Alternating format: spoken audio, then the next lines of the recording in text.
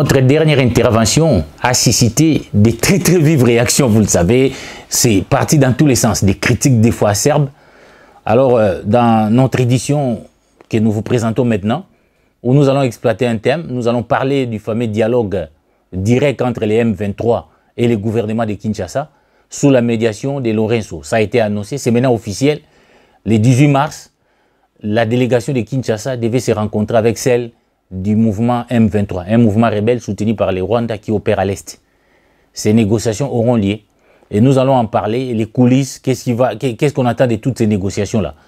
Mais de toute façon, avant d'aborder les fonds de notre sujet, il est bon quand même de répondre à certaines préoccupations après notre dernière intervention. Parce qu'en fait, les gens ont dit comment on a été trop hostile au M23, comment aux dirigeants de l'AFC M23. Bon, en fait, je suis trop hostile à ces gens-là parce que, en dépit du fait qu'il y a des choses qui ne marchent pas dans l'actuel pouvoir, en dépit de nos désaccords sur la gouvernance actuelle, mais nous constatons que l'AFC M23 n'est qu'un conglomérat d'aventuriers, en fait, qui ne présente pas une alternative crédible pour prétendre renverser les pouvoirs des Tshisekedi et de prendre les choses en main. Nous pensons qu'avec eux, la situation sera pire qu'avant. Donc c'est pourquoi nous n'accordons pas aucun crédit. C'est un conglomérat d'aventuriers et d'opportunistes. C'est pourquoi nous ne les soutenons pas. Parce que si je peux énumérer les gens qui sont dans ces mouvements, vous allez vous rendre compte qu'il n'y a que des aventuriers là-bas. Prenons, je vais prendre par exemple, j'ai discuté moi avec un gars qui est de ces mouvements-là, qui s'appelle Jean-Jacques Mamba. Jean-Jacques Mamba est de l'AFC M23. Alors, je me suis demandé, dans nos discussions, je me suis demandé, mais Jean-Jacques Mamba, dis-moi un peu, monsieur, comment tu es devenu rebelle? Alors qu'il n'y a pas... Alors que moi j'ai pas bâti campagne pour Tshisekedi, hein, aux dernières élections. J'ai bâti campagne pour Délis Sesanga. Et j'assume mon choix. Et j'ai toujours été convaincu qu'il a un profil pour être président de ce pays. Je n'ai pas bâti campagne pour Tshisekedi. Mais la différence avec moi, Jean-Jacques Mamba, qui veut être très critique à Tshisekedi, nous présenter Tshisekedi comme un diable, lui, Jean-Jacques Mamba, a bâti campagne pour Tshisekedi. Et pour ceux qui ne le savent pas, il était dans l'équipe de campagne de Tshisekedi à Lukunga. Si pas les directeurs, mais il était dans les directoires de l'équipe de campagne de Tshisekedi à Lukunga. Donc, ce gars, Jean-Jacques Mamba, a convaincu les gens de Lukunga de voter pour Tshisekedi. Pendant que moi, j'ai battu campagne, d'abord c'était pour Sesanga, mais après que Sesanga pour faire un front commun avec Katumbi, pour faire un front commun, maximiser les chances de l'opposition, a fait alliance avec Katumbi, j'étais obligé de battre aussi campagne pour Katumbi. Mais pendant ce temps, Jean-Jacques Mamba battait campagne pour Tshisekedi. Donc pour lui, Tshisekedi était un meilleur président. Juste quelques jours avant d'aller en Belgique et de rallier les M23. Il a bâti campagne. Mais qu'est-ce qui se passe? Il y a des élections, Tshisekedi gagne, mais lui, il n'est pas proclamé élu. Alors, frustré, il va en Belgique rejoindre les M23. Donc, vous savez, Jean-Jacques Mamba, je lui ai dit, si jamais il était élu, il n'allait pas être avec ces gens du M23. Il allait être avec Tshisekedi.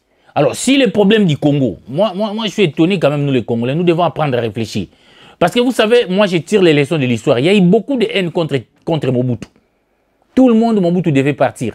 Mais je crois que Laurent Désiré Kabila, quand il est arrivé, on a vécu pire. Parce qu'avec Mobutu, dans les années 90, tous les partis politiques fonctionnaient normalement. Kabila vient, il instaure un marxisme, une dictature basée sur un marxisme primaire avec des CPP. Il suspend les activités des partis politiques.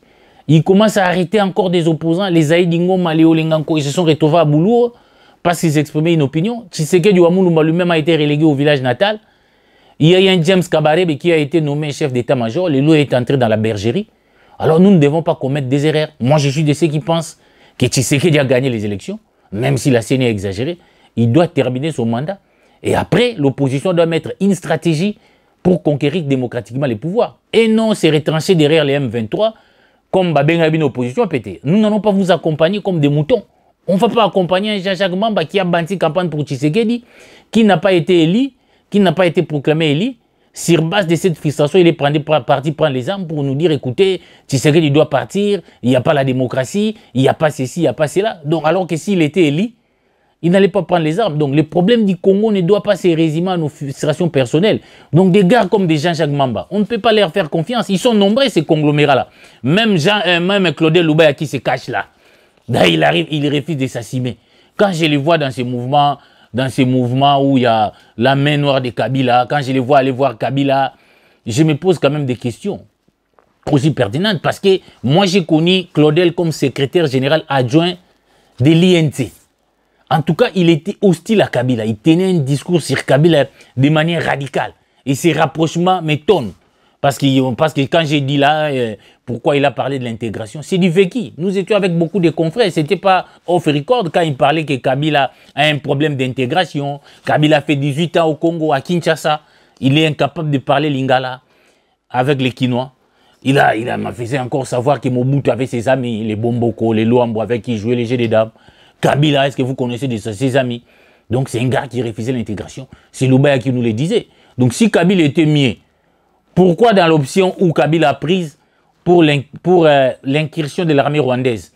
L'armée rwandaise est entrée ici à l'époque de Kabila pour faire une opposition conjointe, soi-disant pour neutraliser les FDLR. Kamere s'y est opposé, mais parmi les gens qui ont quitté Kabila pour rejoindre Kamere, il y a Claudel Loubaya, il y a Eouanga qui était secrétaire général, et il y a Claudel Loubaya qui était secrétaire général adjoint. Alors Loubaya doit nous dire qu'est-ce qui a fait que Kabila devienne quelqu'un de très fréquentable aujourd'hui. La liste est longue. Donc si vous voulez, je peux même atterrir parce que j'ai vu beaucoup de katoumbistes m'appeler. Alors ils oublient, moi je suis journaliste et j'ai fait la relecture de l'histoire. J'ai été à Kasumbalesa. Rassurez-vous, à l'époque, comme secrétaire général de l'Alternance pour la République, l'honorable Delis Sesanga, moi j'ai été à Lubumbashi. Katumbi, on l'a interdit de venir ici. Il a pris les chemins de la Zambie. Nous sommes allés à Kasumbalesa.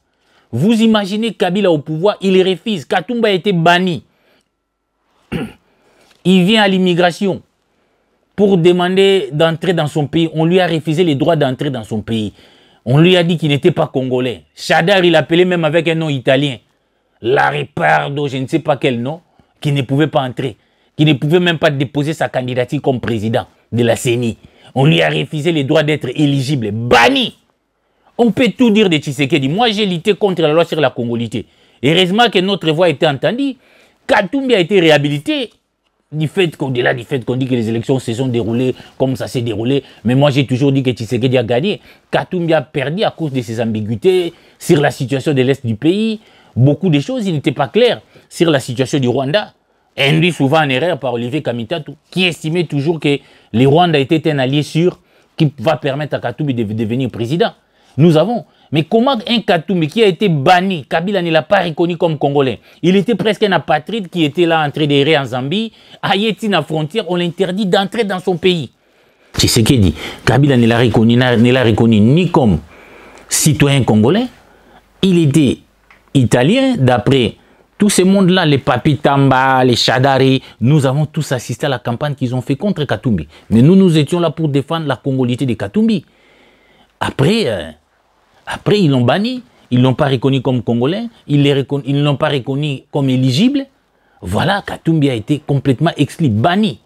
Alors, on peut tout dire de Tshisekedi, il y a eu quand même des dérives qu'il faut signaler, mais Tshisekedi l'a réhabilité. Ça, c'est une vérité, non seulement comme Congolais, mais aussi comme candidat président de la République, en dépit de certains zélés du camp de Tshisekedi qui tournaient à tout prix à l'exclure. Mais Tshisekedi avait tranché qu'il va affronter Katumbi. Il l'a affronté et puis il a gagné. Même si les proportions des Nika Dima sont discutables. Hein. Dire que Tshisekedi a fait 70%, moi je n'ai jamais été d'accord. Mais Tshisekedi a gagné les élections. Même dans les milieux de l'église catholique, on le sait. Donc c'est pourquoi nous sommes pour qu'on laisse Tshisekedi terminer son mandat et que l'opposition se prépare à mettre une stratégie pour créer les cadres de bonnes élections et de gagner, de prendre les pouvoirs par des voies démocratiques. Donc on ne peut pas aujourd'hui prétendre à chercher à prendre des pouvoirs, je ne sais pas de quelle manière. Donc, c'est cela. Donc, moi, je reconnais. Je vais dire, je vais pas être sévère. Moi, j'ai eu plusieurs fois rencontré Moïse Katumbi. Je le connais comme quelqu'un de pacifique. Mais je suis convaincu qu'il a été un peu induit en erreur par un petit carré de son entourage. Je sais pas, je connais le milieu. Tout le monde n'est pas d'accord. C'est surtout Olivier Kamitatu. Olivier Kamitatu a les mêmes éléments de langage que Nanga, a les mêmes éléments de langage que Kabila. Donc, tous ceux qui ont choisi la voie du coup d'État contre Tshisekedi pour prendre les pouvoirs. C'est là où nous estimons qu'il a induit pratiquement Katumbi en erreur. Comment comprendre à partir du moment où les gens, Olivier Kamitatu, qui comme Nanga et les gens de Kabila critiquent sévèrement les contrats qui n'est même pas encore signé, qui est en discussion sur nos mines avec les Américains, de la manière dont il critique, ça ne peut que nous faire voir qu'il est dans cette option-là. Mais à partir du moment où Katumbi ne réagit pas, il laisse Olivier Kamita tout faire. Alors nous considérons que ça vient de lui aussi, parce qu'Olivier Kamita joue ici les rôles du porte-parole de Katumbi et des directeurs des cabinets. Parce que les porte-parole de l'ensemble, c'est M. Hervé Diakès. Alors, ceux qui ont fait la communication comme moi savent qu'en communication, on parle de la polyphonie. Ça veut dire que la parole du porte-parole n'est pas sa parole. Il porte la parole de quelqu'un. Et dans les cas échéants, Olivier Kamita porte la parole de Katumbi.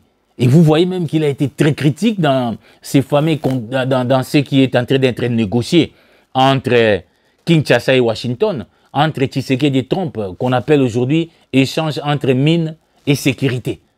Olivier Kamitatou se montre très critique, mais je vous rappelle quand même que ce gars, Olivier Kamitatou, il était ministre du Plan. Il était ministre du Plan sous l'ère Kabila.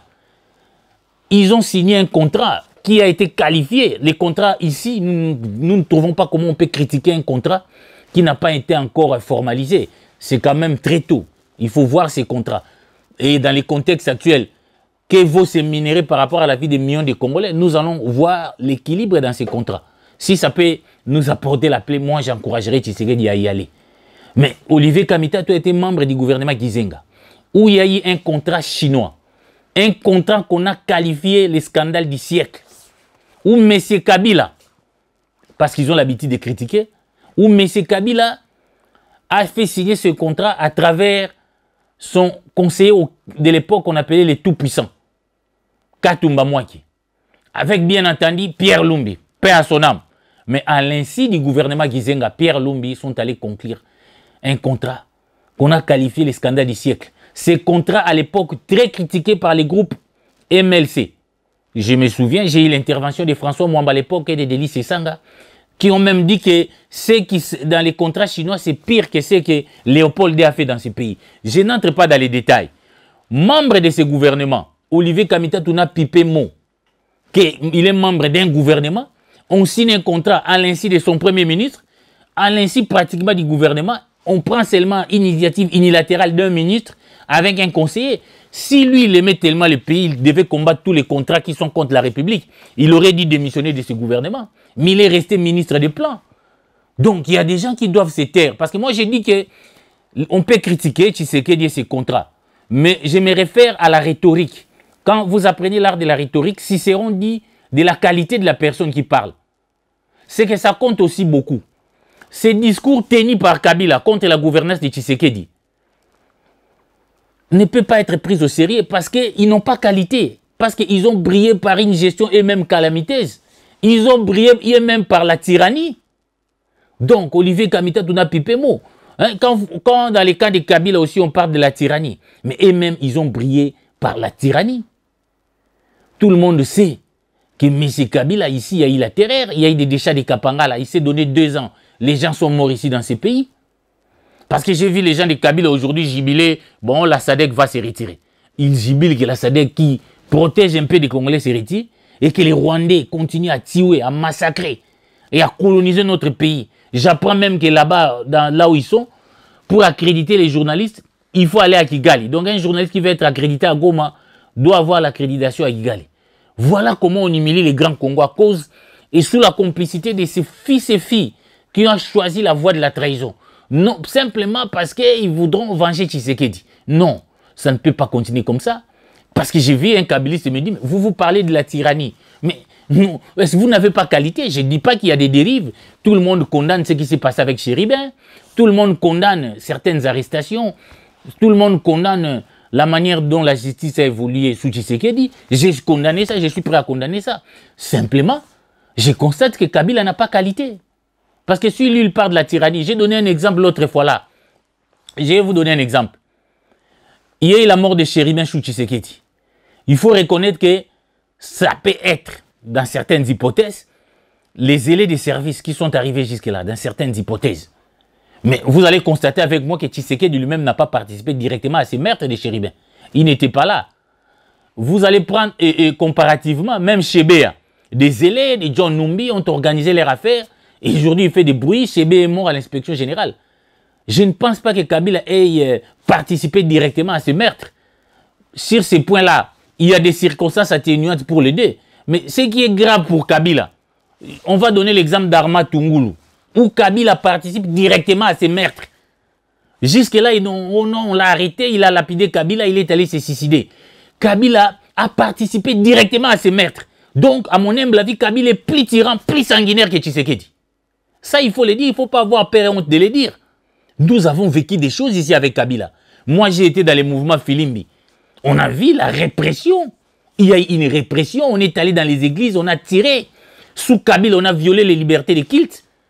Sous Kabila, on a tué, on a violé, on a fait des choses impossibles que nous ne pouvons en aucun cas soutenir. Cela ne justifie pas que nous soutenions les dérives actuelles. Nous allons nous battre pour que Tshisekedi aussi améliore sa gouvernance. Sauf que Kabila n'a pas qualité. Il n'a pas qualité. Et je ne comprends pas cette surestimation de Kabila. Kabila. Parlons-en, Kabila. Est-ce que vous pouvez mettre les images quand Kabila prêta serment pour la première fois dans ce pays?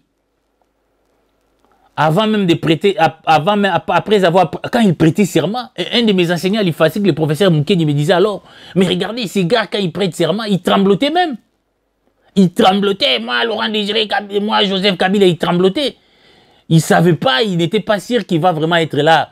Il va être là longtemps président, mais une classe politique comme d'habitude médiocre a mis à la sensée au point de devenir un grand dictateur à un moment. Aujourd'hui, il n'est même pas dictateur. Kabila est devenu comme le centre de la terre en RDC. Donc, il donne les pouvoirs, il peut les retirer quand il veut. Même contre la volonté du souverain primaire. Quand il dit que c'est lui qui a donné les pouvoirs à Tshisekedi par ces deals-là, donc il a pris la place du souverain primaire. Quand il cherche aujourd'hui à opérer un coup d'État, et ses partisans disent que Tshisekedi va partir par un coup d'État, donc il est devenu le centre de la terre. Alors que, si vous voyez même quand il faisait son premier discours, son tout premier discours, son message à la nation, on va chercher les images, les montages, on a fait un montage, Moukeba me le disait même à l'époque, on coupe, il parle, on coupe, on parle, on coupe, il ne faut pas être spécialiste en l'audiovisuel.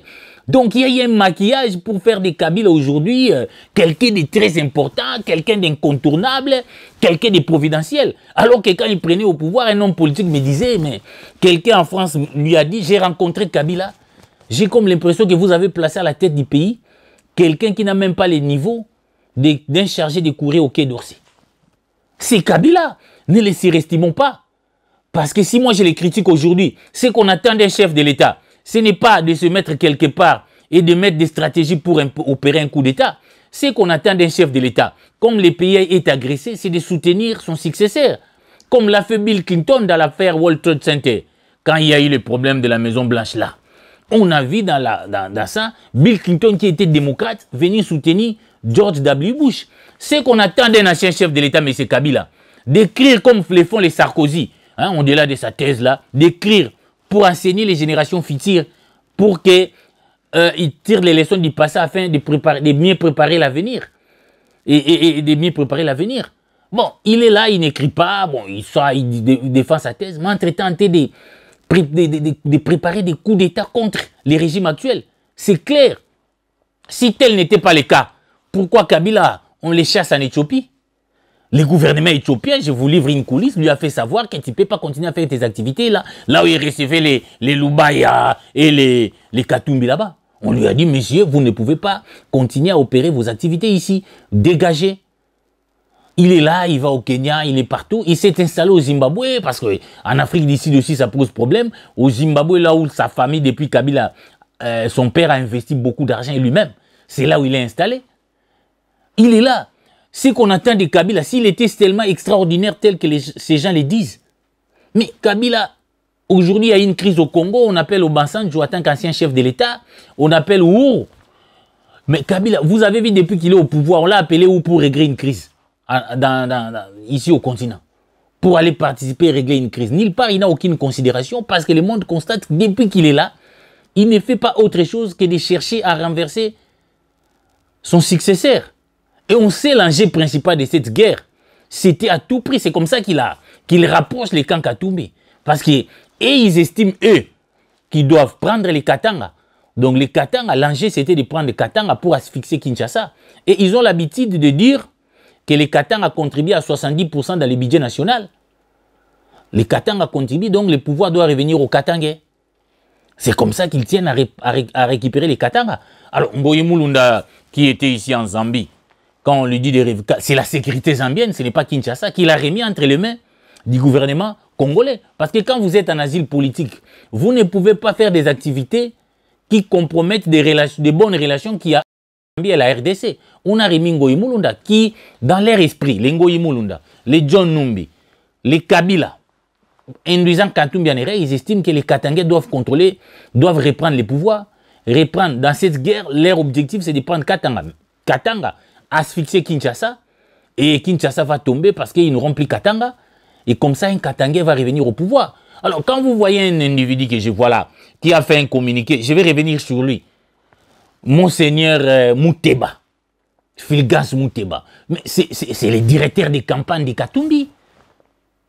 Il se bat pour que les pouvoirs reviennent aux Katangais. Alors, il se retrouve dans la médiation. Comment voulez-vous que Tshisekedi ne soit pas sceptique vis-à-vis d'un individu comme ça? L'archevêque là, je ne sais pas, du Katanga là, de quelle province, je ne sais pas, Fulgence Mouteba.